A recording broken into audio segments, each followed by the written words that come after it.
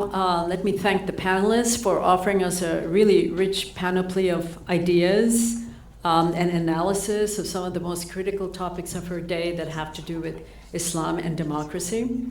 And I'm sure all of this has engendered comments and questions among the audience. So the floor is now open, and I would invite you now to step up to the microphone.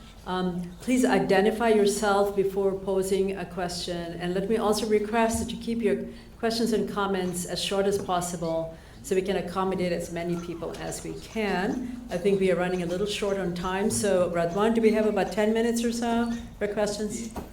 Okay, 10 to 15 minutes, okay. Thank you very much. I'm Murad Batal Shishani from MEPC. My question actually will wear you in, Mr. Enas and Sinanovich, so it is between. I've known Mr. Ghanouchi long time back in London. I remember guiding him for a prayer area inside my BBC's work, while other colleagues and producers didn't recognize him until, Tunisia after 2011, and he became star. However, I'm familiar with his writings as well, but now my question is regarding the description of being Islamist or Islamism, where the Indonesia and Malaysia version, if I may say, where Sinanovic showed, and what you are saying. What the difference between hegemonic and civilian society? How you describe USA, for instance, or the UK, but the name with the Islam in it to add it, is it Islamic State? On the other side, what if Indonesia and Malaysia, they are implementing Islamism in their policies? So wouldn't that make it Islamic State? Or it's just ideology, we should bring it up and give it the title? So where is the priority? Is it pragmatism or ideology? Or whether it's really a useful discussion in this sense. Thank you.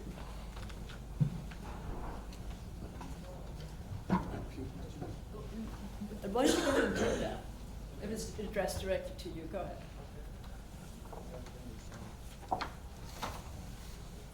Do you want to hand that down? You want to try this one? Yeah.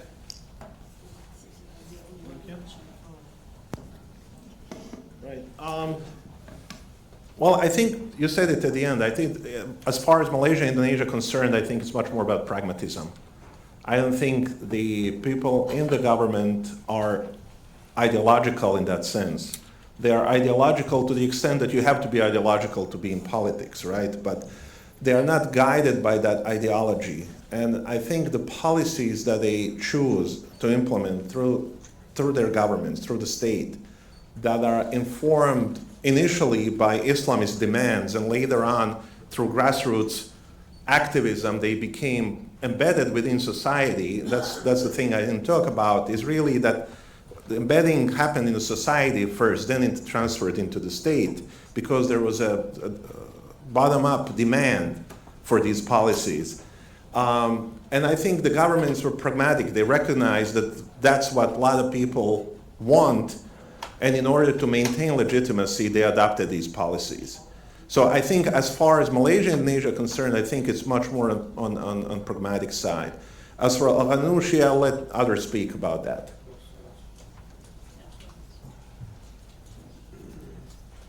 Yeah, thank you very much.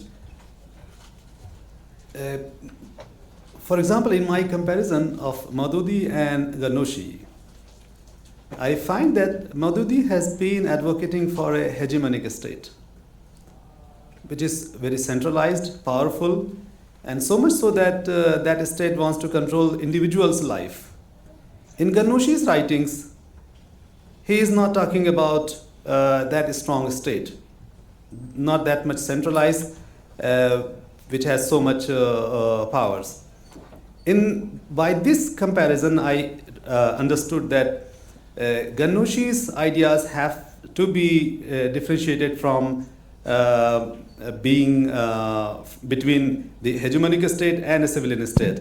When we say civilian state, we can call it Islamic state as well, if Ghanouchi's ideas has to be incorporated in that way. However, the essence is that Islamic state must be respectful for individual rights, individual liberties, and the balance between state and society relation. In that way, Ghanouchi is not apologetic about being called as Islamist or Islamic politician. So he's not trying to take away this name from him. He can be called as Islamist, but with local experiences. And he has a wonderful book, Min Tajarib Tunus, from experiences of Islamic movement in Tunisia. So in that book, he's trying to contextualize Islamism in Tunisia. He had the chance to contextualize Islam from Afghanistan, which was becoming popular in 1990s in Algeria or other countries. But he insisted that Tunisian Islam must not be linked with Afghanistan or with Algeria or with other countries, but it should be rooted in Tunisian roots. So that's why I find that we have to differentiate between Ghanouchi and other Islamic thinkers. All right, so let's go ahead and take several questions. Sir, if you could start. Hi, Nazir Ahmed. Ermin, the cases of Indonesia and Malaysia are quite interesting because they're also, they're Islamic societies, but not only Islamic societies. There's large numbers of non-Muslims as well. And how the state, in the process of institutionalizing some of this quote-unquote Islamic norms, also responded to the needs and expectations and demands of the non-Muslims, I think, because that, I think, could be some important lessons for other societies as well. And secondly, is that I've been a Muslim all my life, but what's interesting is I'm hearing things about different interpretation of Islam, like that don't really get, and this is for all of you, don't really get as much of a public attention as I think they need to. And so what do you think, as those of you who are sort of public scholars, what do you think needs to be done to make this kind of insights more accessible? Thank you. Thank you. Please go ahead. If you could identify yourself first. Yeah, my name is Sultan Al-Amr. I'm from MEBC, and my question is to Sinanovich. I really like the argument. It's interesting. I'm sympathetic with it, but I frame my question as an analogy, and I want to hear your answer. So, after World War II, communist parties were threatening Western Europe, and Western Europe adopted some socialist policies to combat these communist parties. It would be a stretch to say that they won or they are successful if, in that period, but the impact is there. They weren't defeated and without leaving a trace behind. So how would you answer this if someone make that analogy with the Islamist party? Thank you very much. Go ahead. Yeah, David Metnikov, UMass Amherst, also about Malaysia and Indonesia, and I guess this relates to the other questions. How much, when you're comparing these cases with Arab, Muslim majority, Middle Eastern cases, how much of what you're talking about in terms of the difference around embedded Islam would you say has to do with sort of political institutional differences? Specifically authoritarian politics and institutions. How much would you say has to do with sort of cultural factors? Your last response tended to suggest the latter, but I'm just curious how those comparisons build out in your mind with the Middle Eastern cases. Thanks. Good, thank you. So we can proceed in any order. Go ahead. All right. A lot of interest. I'm really happy that people are interested in Malaysia, Indonesia, and this is not to take away from our focus on the Middle East and the Arab countries, but I think it's so important to study these. As far as the religious and ethnic pluralism in Malaysia and Indonesia are concerned, obviously, yes, there are ethnic and religious groups other than Muslims in these two countries. And there's been a number of articles and books written about how this, what you could call Islamization, has impacted these communities as well. And not always in the most positive way. Obviously, the spread of Islamization policies or Islamist policies have often been seen by ethnic and religious groups that are not Muslim. I'm trying to avoid the word minority. I don't like the word minority.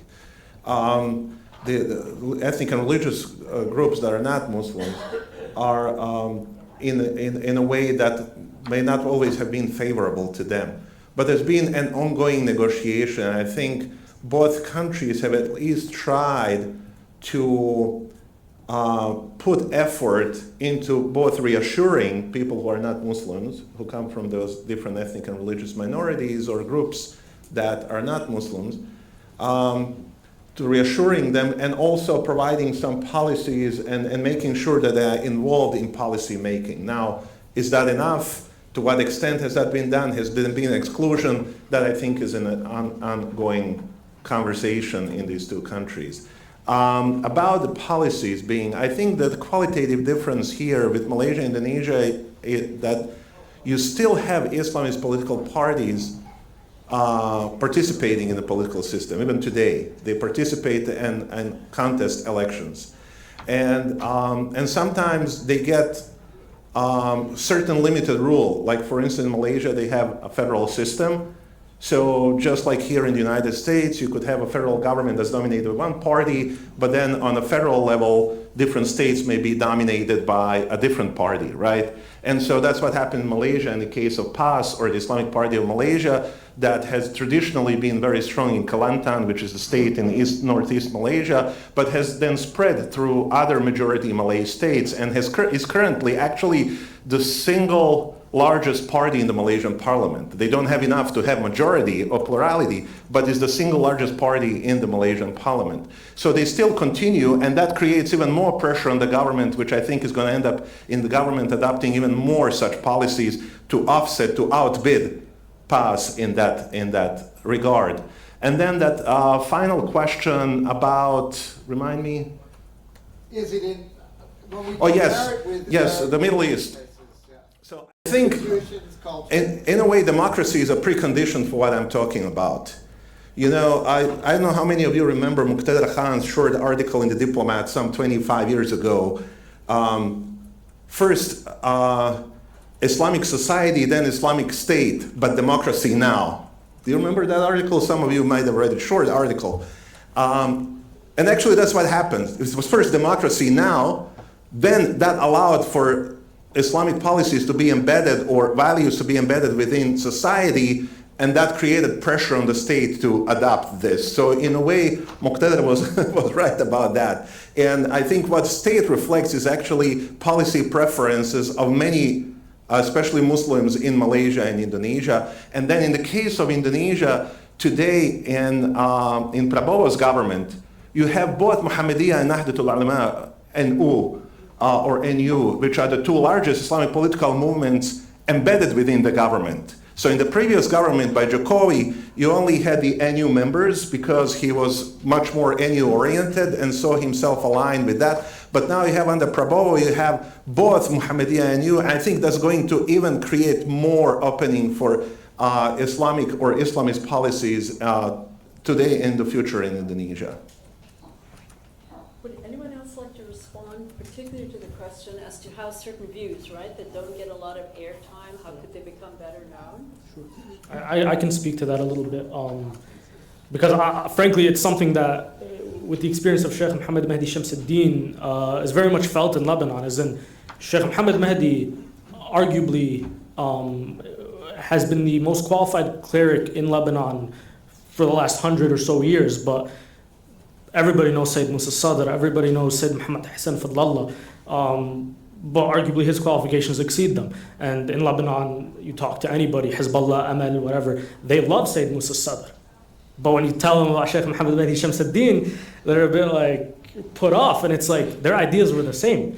It's just that Sadr wasn't around when Hezbollah was formed to counter them. And with a pragmatic approach that Shamsuddin takes, this active idea of integration, this pragmatism might feel more behind the scenes, more conversation oriented. Shamsuddin had various initiatives. He would actualize the vision of Sayyid Musa Sadr by formulating the Islamic University of Lebanon, which was an initiative to have students do a lot of comparative religion work and try to understand cross divide. He would initiate a lot of spiritual summits, things like this, where people would come together and discuss ideas. That's how the brother will find out about all these ideas and now be exposed to new ideas in Islamic political thought, right? And Shamsuddin would also do a lot of work in Bahrain and Saudi Arabia, advocating for the Shia minorities there. Bahrain has had multiple unsuccessful Bahraini Shias have had multiple unsuccessful coups. Shamsuddin would step in and try to encourage them to integrate within their state apparatus and be active members of their state. I would even say in the Shi'i context in particular, if you look at the intellectual scholarship level among the clerics, this mode of thinking that Shamsuddin presents is actually the majority opinion.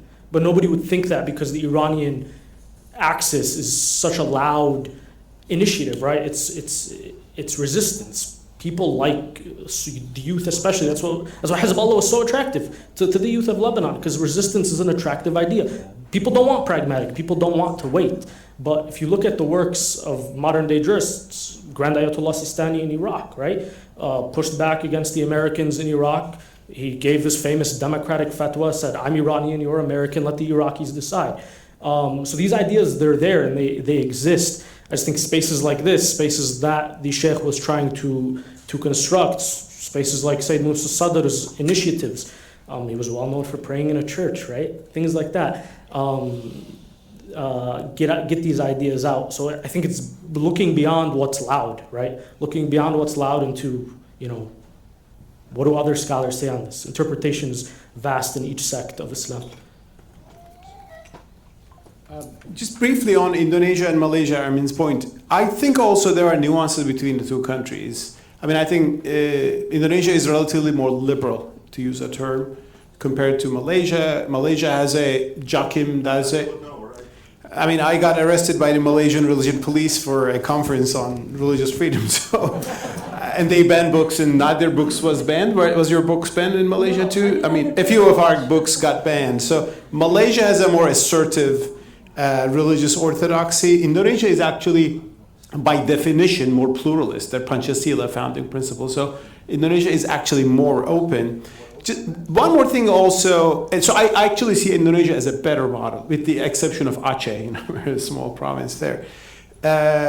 On Islamic or Islamist demands, I think some Islamist demands are always very legitimate. I mean, they don't want to be tortured and killed, or they don't want the rights of the population that they represent not to be violated. In Turkey, for example, a long-time Islamist demand, which I championed, was ending the hijab bans on campuses. Luckily, that ended in Turkey. It was a very fierce secularism.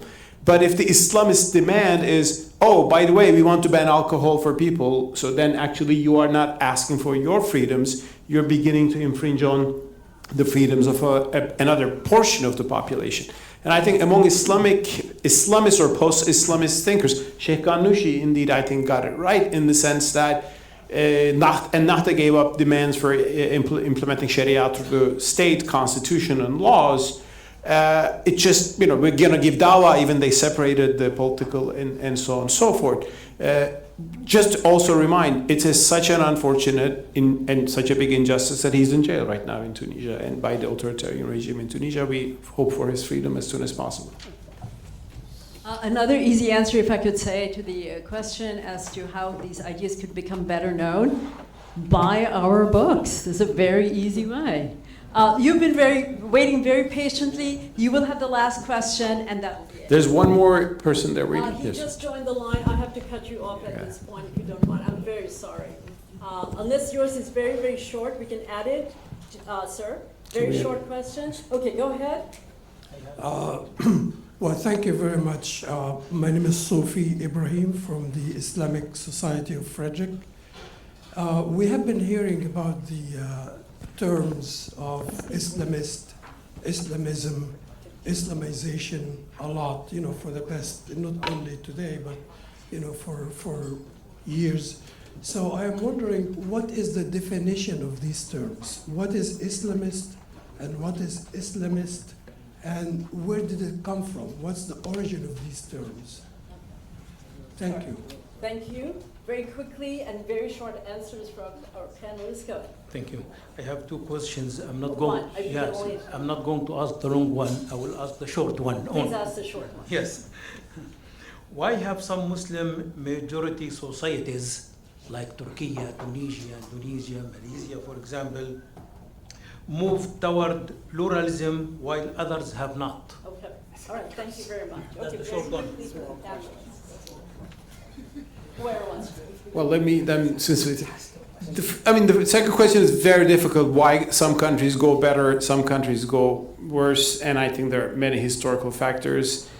Their understanding of Islam may play a role, but there are many other factors, right? Sometimes nationalism is a bigger problem, whether they're in a conflict zone, whether invaded, occupied, bombed. There's so many reasons. But I do believe more quote-unquote modernist or quote-unquote moderate interpretations of Islam help. Actually, I was just reading a book about how Islamic movements in Indonesia compared to Pakistan have been more moderate interpretations, and that allowed Indonesia to have a more democratic path compared to Pakistan, which is great, Jiva Pakistan, but has some problems regarding freedoms.